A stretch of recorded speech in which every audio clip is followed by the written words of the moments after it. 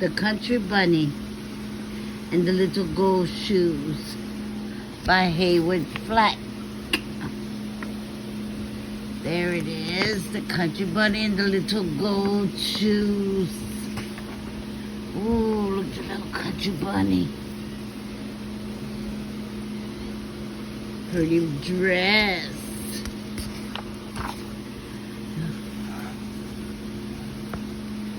We hear of the Easter Bunny who comes each Easter day before sunrise to bring eggs for boys and girls.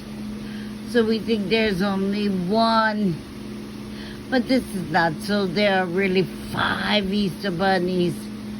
There must be 5 kindest and swiftest and wisest bunnies in the whole wide world. Because between sunset on Easter Eve and dawn on Easter morning, they do not work more than rabbits do in a whole year. Let's count them. 1, 2, 3, 4, 5. Look at them while I continue reading. Which one of the Easter bunnies grow old and can no longer run fast? The old, wise, and the kind grandfather bunny who lives in the palace of Easter eggs called the bunnies together from the whole world to select the very best one to take the place. Often a mother bunny and her child. Now, if you learn to be wise and kind and swift, someday you may grow up to be one of the Easter bunnies. And all of the babies try their best so they can grow up and go to work for the grandfather bunny at the palace of Easter eggs. One day a little country girl bunny with a brown skin and a little cottontail on the tail said, "Someday I shall grow up to be an Easter bunny. You wait and see."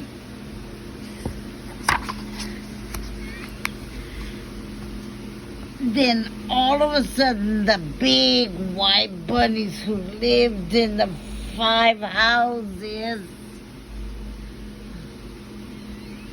and the jackrabbits with long legs so they can run very fast laughed at the little cottontail and said, "You go back to the country and eat a carrot." But she said, "Wait and see, wait and see."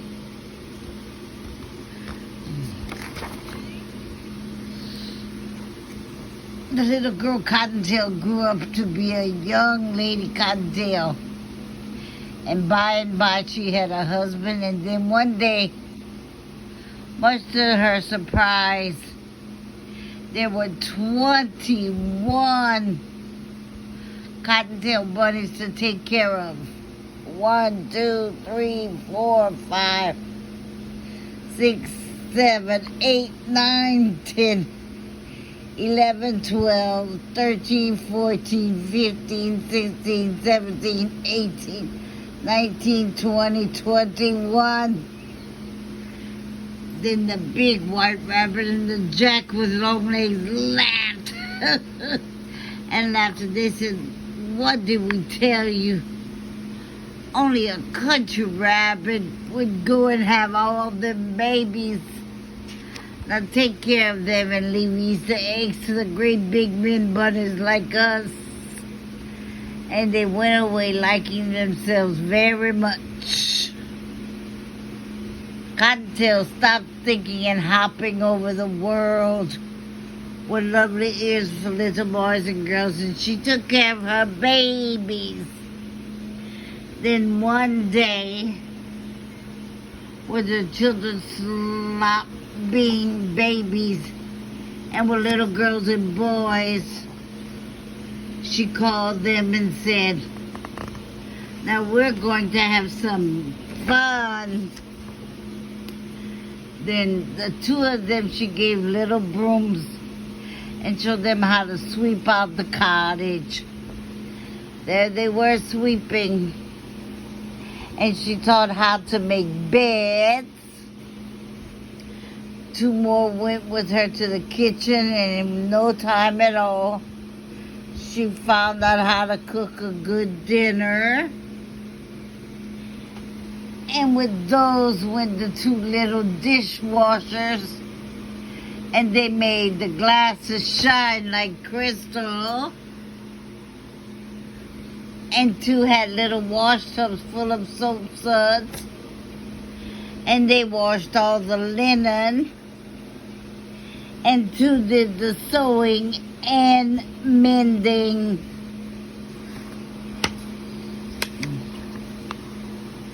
Two had sweet voices, were taught to sing, and 2 were taught to dance and be amused all the others while they worked and while they were gay and happy. 2 others were soon digging in the garden. 2 to have gay paints and crayons so they could make pretty pictures for the walls. And when Mother Cottontail had given all of the tasks, she looked around, and there was only 1 little bunny left, and he was sad and lonely. Then Mother Cottontail said, "Hi, you are the most polite of all the children. I shall make you keeper of my chair. And whenever I come to dinner, you shall seat me politely at the table." Then one day the little rabbits who were half grown up shared a great talk from the woods of rabbits. And when she asked what was it about, "Haven't you heard? One of the 5 Easter bunnies have grown too slow, and we are going to Palace of Easter Eggs to see Grandfather pick a new one in his place." Ooh, so she called her little cottontails, and they all set off to see the fun.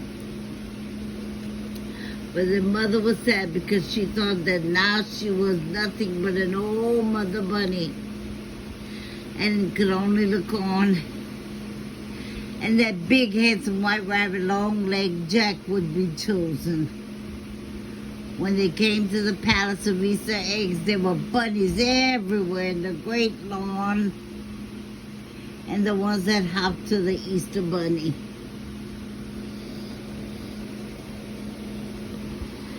stood together, and the others stood at them and clapped their paws. Then the big front door opened, and the old, wise, kind grandfather came hopping slowly out. And he told the biggest, and those with the long legs, to show what they could do. They hopped and ran and showed their hair and pretty white fur. And they were all very fast and very clever. But still he did not pick one, and he said to them, "You are pretty and you are fast, but you have not shown me that you are either kind or wise." Then his kind old eyes looked everywhere, and at last he rested on the little cottontail mother, where she stood around with her children. After he called her to come right up to the palace steps. So she took her 21 children and went up and stood before him. Let's count again. 1, 2, 3, 4, 5, 6, 7, 8, 9, 10, 11, 12, 13, 14, 15, 16, 17, 18, 19, 20, 21. And when he spoke, his voice was so kind that she was not frightened at all, and he said, "What a large family you have, my dear. I suppose they take all your time." But she said, when they were babies, but now they're grown, and they're trained to do most of the work for me. "Ah," he said, smiling, "you must be very wise to have trained your children so well. But tell me, do they always look so happy? Do they always hold their ears up so prettily?" "Indeed they do," she answered. "We never have a tear or a crossword in our little country village. And if I do say it myself, they do carry their ears better than most bunnies." Then he said, patting the nearest bunny on the head, "You must be very kind indeed to have such a happy home. It's too bad that you have no time to run and grow swift, as I might then have made you my 5th Easter bunny." As that mother Cottontail started to laugh, then she whispered to the little bunnies. And every rabbit on the lawn looked at what would happen. And old grandfather leaned forward to watch. Suddenly, all the 21 children raced away, and Cottontail dashed after them. And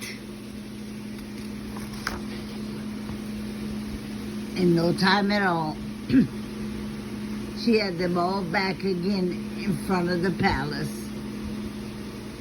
Then the kind, wise grandfather bunny said, "I see that you are swift also. It is too bad that you cannot go to carry my eggs, because you will have to stay at home to take care of your children." Mother Cottontail nodded her head to the little ones, and they all formed a line, bow low to the grandfather.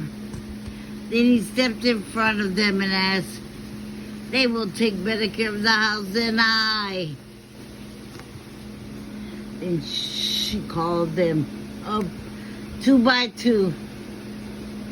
And as she put her hands on the heads of each pair, she said, "These are my sweepers. These take the cottage as clean as you can give them. These make the beds without a wrinkle. These cook my dinner. These wash the dishes. These tend to the garden. These dry all the clothes. These do all the mending. These sing. These dance to keep us merry while we work. These are learning to paint pretty pictures on the walls." And the littlest one pulls the chair out while I sit at the table so I can leave them to take care of the home when I come home. Then the old grandfather said, "We have proved yourself to be not only wise and kind and swift, but also very clever. Come to the palace tomorrow afternoon for what is Easter Eve, and you shall be my 5th Easter bunny." The next evening,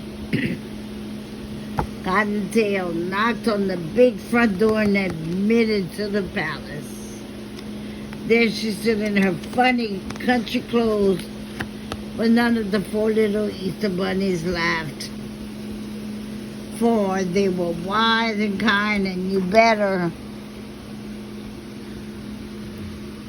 They showed her all over the palace, from room to room, piled high with eggs of gold and silver, and eggs that glittered like snow, chocolate eggs, marshmallow eggs, eggs for rich children, eggs for poor children, children who were sick and children who were all over the world.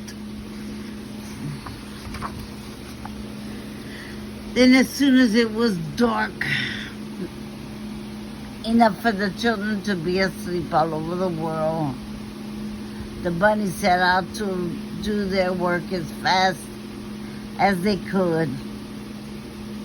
First one, then another one took up the large eggs as the pretty little basket in a single hop would be out of the Easter Palace and out of the sight. Then in a moment he could be back again, and before you could say Jack Robertson, he would have whisked away again. Slowly the night wore away and the bunnies began to look tired, and they kept running for more and more eggs. And the palace glittering piles grew smaller and smaller. Poor little Cottontail was very tired, for this was the first time she had ever gone so far fast in her life, and began to hope that she could take the little basket and set aside for her own children. Grandfather called to her. When she was close, she said she was holding in her hand the loveliest egg she had ever seen. It glittered like a diamond. Peek through and see what you shall see. And she got closer and peeked in. Ooh. And through the little hole in one end, she saw a beautiful scene with the sleigh and the lake and people skiing on the ice. And she said, because you could have loving children, I'm going to give you the best of the hardest trip of all. Far off, 2 rivers and 3 mountains, there's a great mountain peak. And in one little cottage is a boy who has been ill for a whole year, who has never cried or complained. The mountain is so high, and there is ice at the very top and very hard to climb.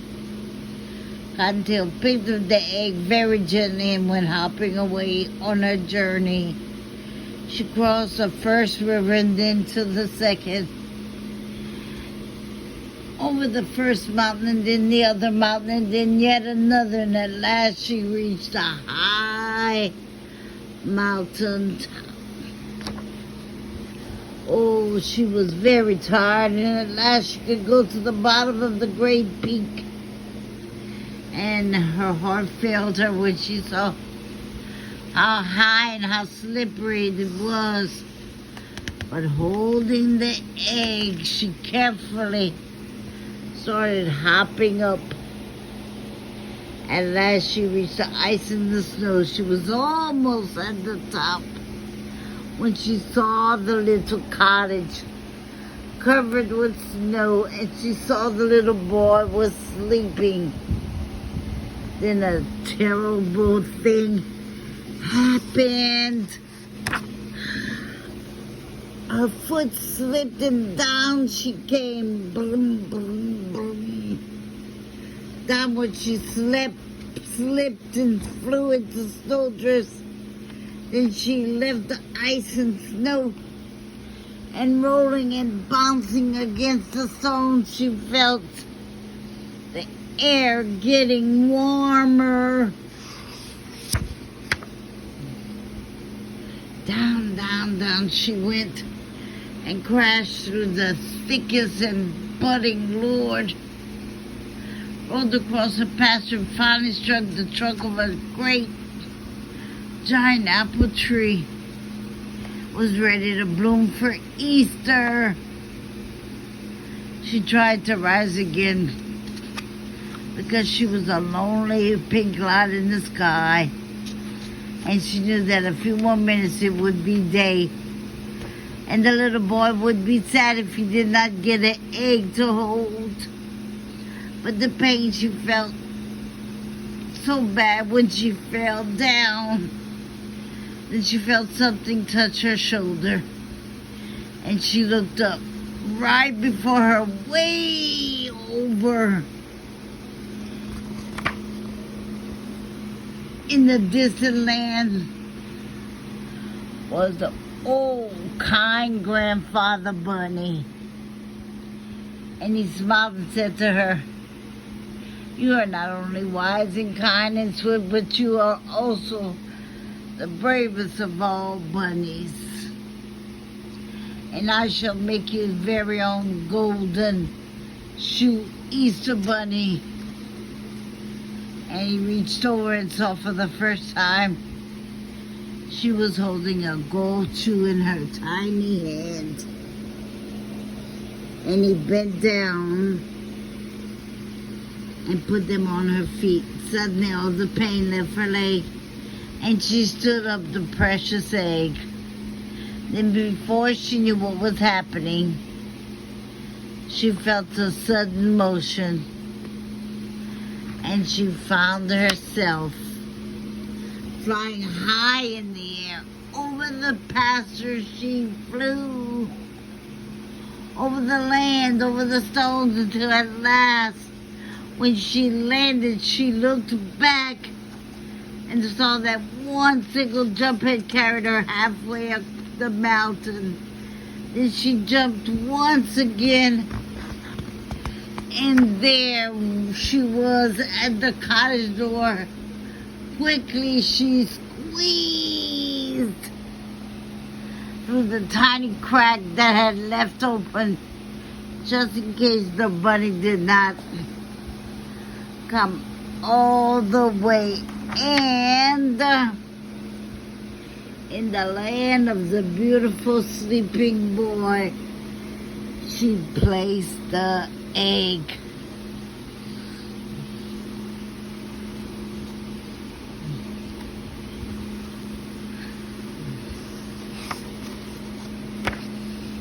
Then just as the Easter morning, she rose over the edge of the world. She jumped quickly back to the palace, where she found her little basket for her own little bunnies, and she went hopping back to home to give them a happy Easter. Mother Cottontail found the garden was tended, and sure enough, they had said everything was in order. The floors were stepped, and there were 2 lovely pictures painted and hanging on the wall.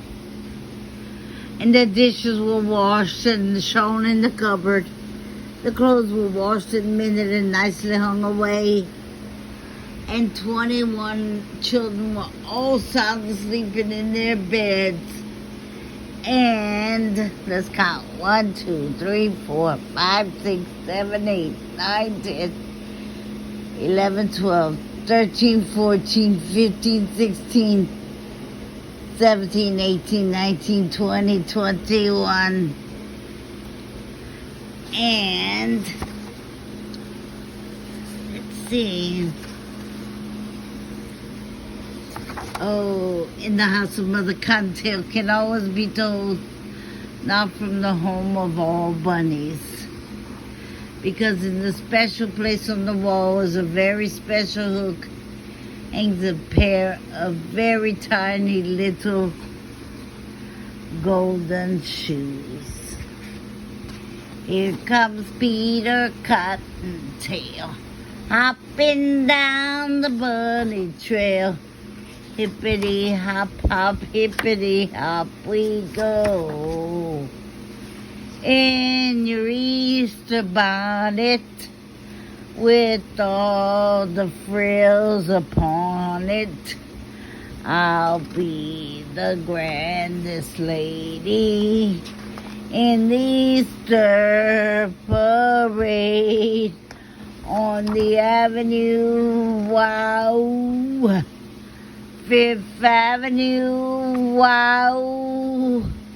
There'll be the grandest ladies and debonair young men in your Easter bonnet, with all the frills upon it. It'll be the grandest Easter with your family again. Happy Easter, everyone. I'm Sheila, Mimi, your friend and family.